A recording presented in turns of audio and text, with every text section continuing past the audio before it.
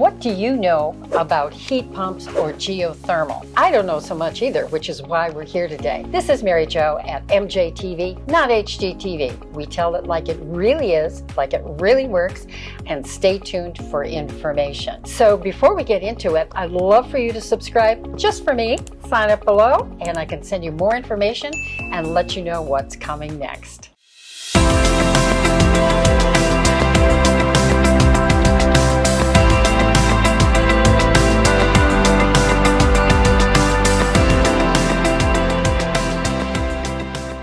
What do you know about heat pumps or geothermal or any alternative energy?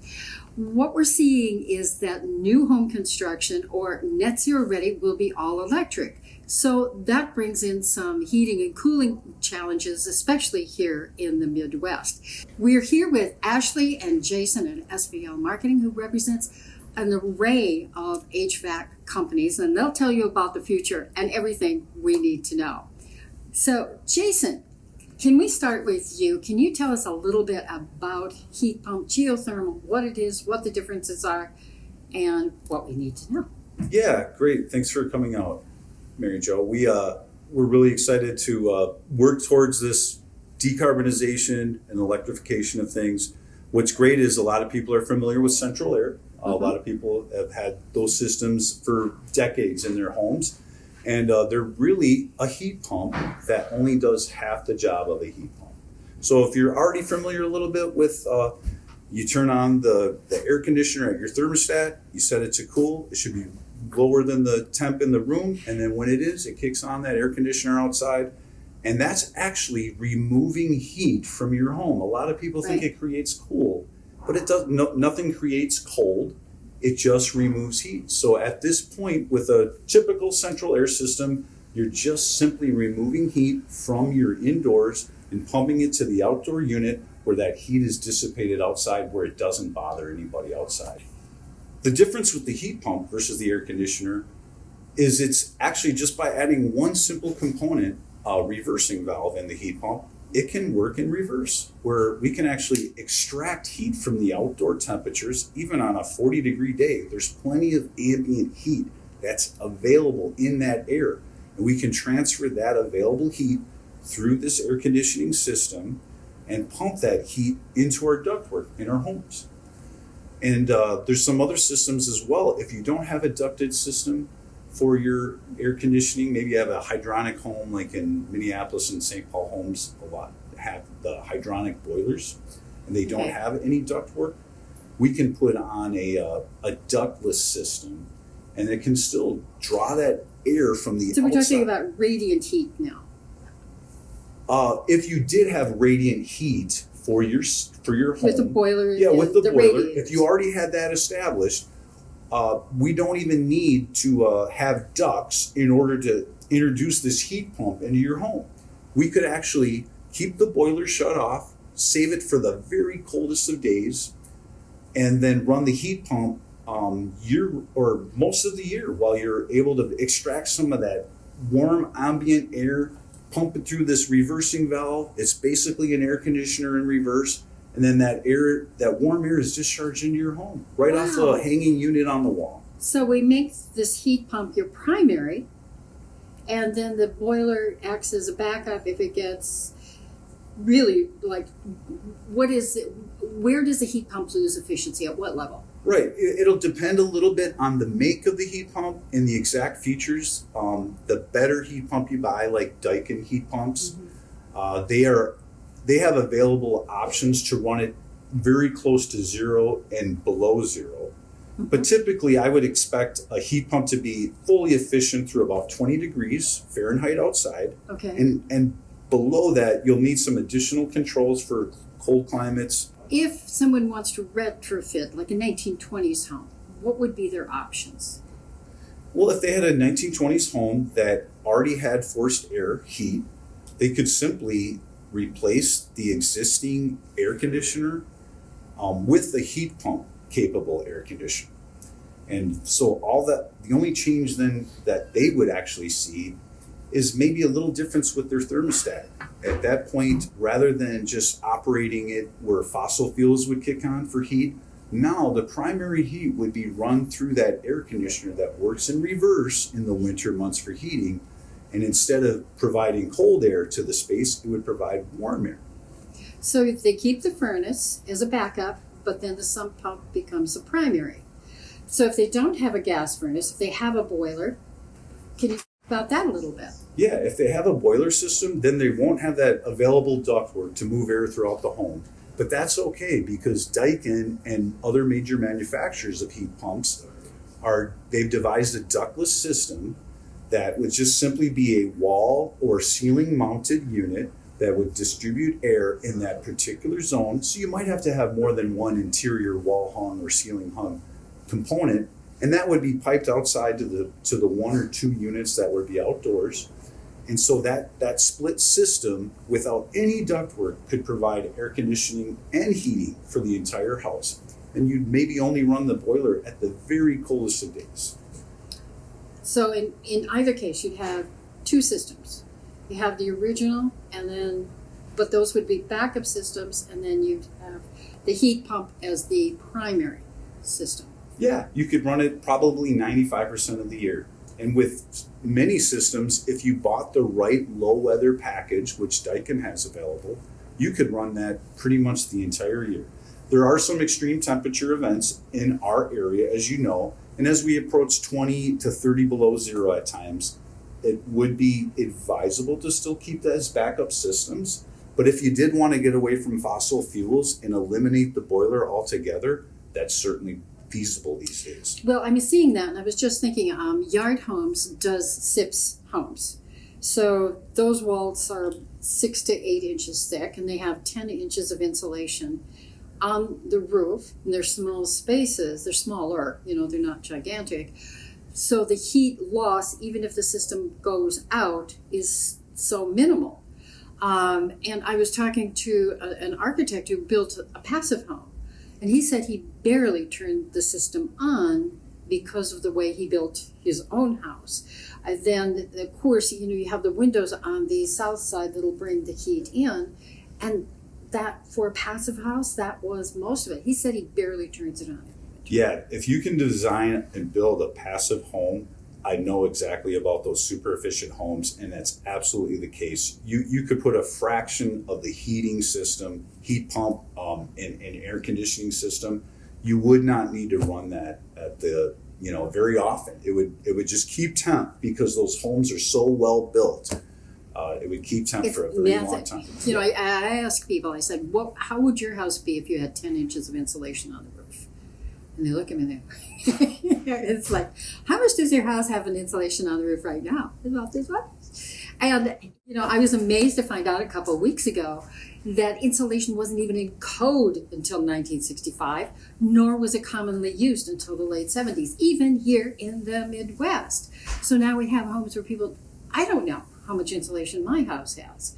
So then when we go to new construction, what would you recommend for someone who wants to build a net zero home? And they would be either using insulated concrete, or they would be using SIPS panels, or something on that variety, or volumetric modular, which are basically SIPS, prefabricated. What would you recommend? Well, every one of those is a terrific technology, and then pairing that to the right heating and air conditioning system, each one of those will offer a different footprint and full load of what the architect or designers are needing to do to heat and cool that through the most extreme weather events. So what you could do is, if you had the room, we haven't mentioned geothermal yet as one of the heat pump options, but you can actually use the heat from the ground either through an array that's spread across a larger area or through a drilled geothermal interface in with the ground, and use the Earth's heat that's there all the time. Just like if you went into a cave year round, it's going to be close to 50 degrees. And that's the case with geothermal as well. It uses that heat that's embedded in the crust of the Earth, and we can draw from that 50-degree heat year round and heat the home, or we can even draw from that in the spring or in the summer months and actually cool the home using the Earth as a heat sink to diffuse the heat away from the house. So how does that work? You drill tubes into the Earth to move the air around, so it's always pulling from, what's the frost level, 4 or 5 feet? Yeah, it's about 4 to 5 feet in our area. Okay. But it wouldn't be air. So that's the magic of air conditioning is it's actually using the refrigerants that are in the compressor portion of the system. Okay. Every air conditioning and heat pump uses a compressor as the heart of the system. And depending on which direction that compressor is pumping, in the cooling mode, it's going to draw, it's going to displace heat from the house and send it outside of the house. If it's an air side heat pump, it'll just dissipate that heat out into the air. But if it's a geothermal, it'll dissipate that through tubes in the ground. And those tubes in the ground are actually pumping like a glycol mixture of water and freeze protection glycol pumped into the ground. And when that goes through that heat exchange process of tubes in the ground against all that great, wonderful earth at 50 degrees, that earth will pull that heat away that's being dissipated from those tubes. Yeah. Yep, it'll absorb it like a heat exchanger. Just kind of like the dew on the bottom of your glass. That glass is actually a little bit of a heat exchanger. When you have ice water, it's actually pulling some of that moisture away just through the surface of the glass. You've thought of it that way. Yeah. Oh, Yeah, so it's really very similar. It's just a heat exchange process with the air. Well, when we're talking about the compressor, when we buy appliances now, they have a shorter life than Grandma's refrigerator, which is probably still running. What is the maintenance like on a heat pump? Well, it's really about keeping those surfaces clean. If you have an air side heat pump, you really want to make sure when you look at that outdoor air conditioning unit, that's everyone's kind of familiar with central air, that you look closely at those fins to make sure the cooling fins that are sometimes protected by a hail guard, sometimes they're very visible. You just want to keep lawn and dirt and weeds and things from collecting too much on those. Mm-hmm. Annually, that should just like probably your air be conditioner? Clean. It's very much like the air conditioner, very Okay. similar surface, and it should be cleaned by a professional once a year to make sure Okay. that surface is clean. Okay. And what about the condenser? What is the life on a condenser? Do you have to swap them out like you do with the refrigerator? Well, it's expected to run close to 20 years. That's Okay. probably the expected life. I know the daikon mini split heat pump systems have a 10-year warranty, so they really feel confident about that running for a full 10 years. But in the industry, we expect about a 20-year lifespan out of those products. Okay. And of course, you'll see such energy efficiency changes in 20 years, you'd probably be better off switching to that next available technology at that time. Well, that's what I was going to say. What are the long-range benefits to a homeowner? Cost versus maintenance versus all of this. Over the long run, all this is technology that keeps evolving. What do you see happening in the future with this, and what would be some of the benefits to a homeowner? Yeah, what's interesting is we have a couple different options right now as far as electric versus gas. And then with the introduction of heat pumps, that provides another option for us to look at more efficient ways that we can resolve the decarbonization issues. Great. So do you see some major changes coming in heat pumps, or that's pretty much a basic technology that doesn't change? Yeah, they really could look at an air source heat pump. And Okay. that would be what most people familiar with central air would sort of recognize. That way, it would literally just look like an air conditioner, but inside that heat pump, there's a special valve that allows it to run in reverse, so we can extract some of that warmth, even available in the 20 and 10 degree air outside, and use a little bit of that remnant warmth through that refrigeration process and dissipate that warmth into our ductwork. That's one way to do it. If you have the options in your area and code approves it, you could also do a drilled method for that geothermal exchanger, or there's an array method as well. If you have a larger property, you could do a shallower array that uses that a piping system that's kind of spread around the backyard, for example. Or we can go with a geothermal system that either uses a drilled method for the geothermal exchanger wells, or an array type that takes up a larger surface area. But if you have a bigger property, then that's not as big a factor. And it's cheaper to do that one because you don't have to drill as deep. When you talk about the size of a home, they keep getting bigger and bigger and bigger. First we had Dynasty and everybody loved the big homes, and now, 4,000 square feet isn't a big home anymore. 7 to 10,000 is a huge home. Do you need multiple units or how many square feet does one unit accommodate? Well, they're currently the largest packages are typically about a 5-ton air conditioner, which would handle probably about a 3 to 4,000 square foot home, depending on the efficiency of the home and the number of windows. So you might be able to handle that in most homes, most new construction, with one single system. There are sometimes advantages of running multiple systems just for zones. So say you have a upper and a lower floor, you could potentially have two systems, one for the upper floor that's pretty large in surface, and then one for the lower floor. And then it gives you some redundancy and some more individual temperature control between the different parts of the home. So that could be an advantage to break it up into multiple systems. One of the things that Daikon offers with their ductless heat pump system is you can have one single outdoor unit that feeds to multiple indoor, very sharp-looking indoor wall-hung evaporator heads, they're called.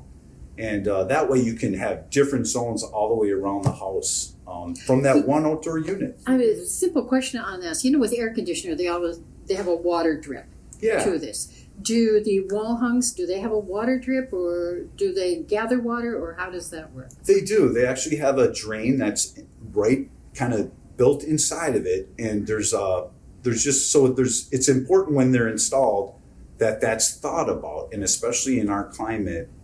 Because it turns to ice. Yeah, it'll turn to ice on the certain days. We've had many days in our area where you'll need heating in the morning and air conditioning in the afternoon.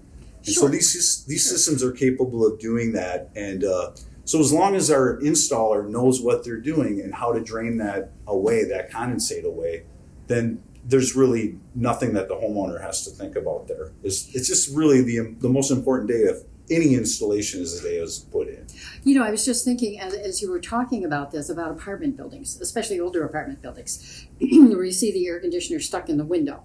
Would they be better off having a Daikon system, air conditioning system in the unit? Yeah, I mean the efficiency exchanges alone between that through the wall type air conditioner that you mentioned, Mary Jo, and these Daikon systems, it's probably not crazy to expect that you'd see upwards of 60% increase in efficiency just by going to this other type.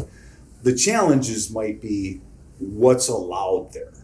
The benefit of just putting an air conditioning through the wall that's a self-contained one unit, there's not a lot of piping that has to be routed or electrical that has to be routed. So there's definitely an efficiency strike against you for using one of those, but it might be that it's still a lot cheaper than running pipes and new electrical to different points around the apartment complex.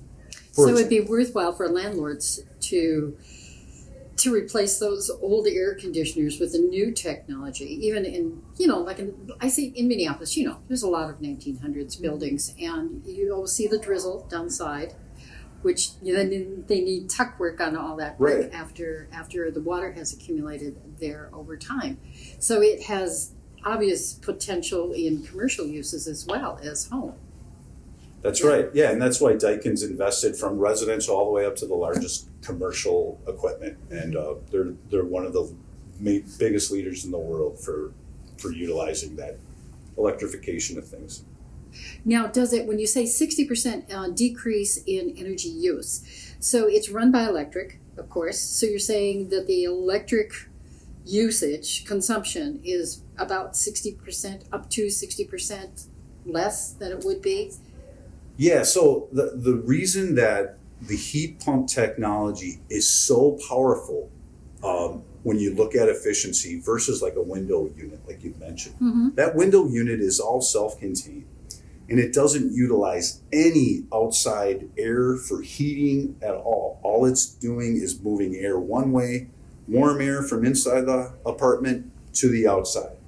Where the heat pump technology is using that that same outdoor air as a means of heating the indoors. So it's like free energy available just from the outdoor air. And you just don't get to do that with a standard self-contained unit. Does it also exchanges air? As far as indoor air quality wise? Yes. No, and I only mean Okay. from the refrigeration process that kind of drives the heating Okay. and cooling effect. Yeah. And Okay. really, like what you said earlier, is with the heat pumps, it's more of a heat transfer than creating that new energy. Yeah, yep. It's transferring energy that's available to us, whether it's geothermal energy or it's air or is it energy in the ambient air. No one in our climate thinks of 16-degree air as having thermal energy. We don't feel that at all against our No. skin. But scientifically, look how far above absolute zero it is. There's plenty. I don't in know there. how far is it above I absolute. think absolute zero is over 450 degrees below Fahrenheit. So Oh. 16 sounds pretty good. Yeah. That's a lot of thermal energy. It's kind of relative how good that sounds. It is relative, yeah. So there's a lot of energy there for the scientists to glean that and put that into the refrigeration process and turn that into something we can use in our homes. Well, one thing we haven't talked about are the health benefits. And if we're all talking about gas is blowing the air around and you have to clean your ductworks. I used to have a Great Pyrenees, so for 12 years my life was basic black and dog hair. And you know how that accumulates in corners and you know your ducts, or the ductwork or your vent work is always covered either in dust or pet hair or that kind of thing. So, but with the heat pumps, you don't have any of that. Is that correct? Well, if it was a ducted system, it would very much look like your air conditioning central air. Okay. It still uses the same ductwork. The same fan could actually move that heat pump air around your space. So you still would have to address those things. And unfortunately, some of that dog hair might still have to be filtered out. Okay. But it's important to draw the distinction between the indoor air quality, concerns that you might have for filtration, and what the equipment itself requires for filtration. They're really two different things, and I'd love to talk to you another time about that because that's a whole other subject. It is. All of this with the energy conservation, the ecology, it has to do, people are looking, because everybody's working at home now. So you and the kids and everybody is trying to keep sane, do their homework, do their work, everything at home. And it creates a lot more of us. Somebody told me that most of the dust particles and whatever is shedding skin. And I went, oh, that, okay, get the I've heard the vacuum same out. thing. I've been recoiling since. Yeah. So there's a lot to know. I'm curious too, just because you work in new construction with homeowners, do they have the option of working with a builder to say, I want this type of heat pump? That totally depends on the builder. So if it's an energy efficient, obviously, if it's a builder who's building towards net zero, yes, they will be open to it. We don't have an awful lot of them. There are a couple of smaller builders that are doing that, but actually I know of one very high-end builder who is building with SIPS panels and not saying anything. So most of the time, I think the client doesn't know. And if the builder goes, no, we don't like to do that, that doesn't work, or whatever, obviously that's not an option. I do know that in the Highland Bridge development, Pulte has a series of townhomes, and they're all vertical. And every builder in that project, which is 122 acres, has to be a sustainable builder. So Pulte is offering, most people are choosing gas, because that's what they know, but they do have the option of choosing alternative. They can choose induction cooking, and they can choose a heat pump. We're doing this precisely because I can tell people as much as I know, but I'm a realtor, I'm not a builder, and I'm not a contractor, and I don't have a license in any of that, and I don't want to steer people wrong. So I would like them to go to the absolute source, and it depends on the builder, of course, and I can tell them who's building in that way. But where can they be in touch with you for more information? So we work directly with end users, a lot of larger residential complexes, as well as individual contractors and small contractors. What's the phone? And where can they, and what's your website? It's svl.com. Yep. Phone number? 651-481-8000. Thank you so much for having us. This was so informative. And I'm coming back to you with questions. All right. Great. Thank you. Thanks, Mary Jo. See, I told you that would be informative. I hope you learned a lot. Don't forget, right below, and if you have questions at any time, please do give me a call, 612-384-1360. Come back again next week.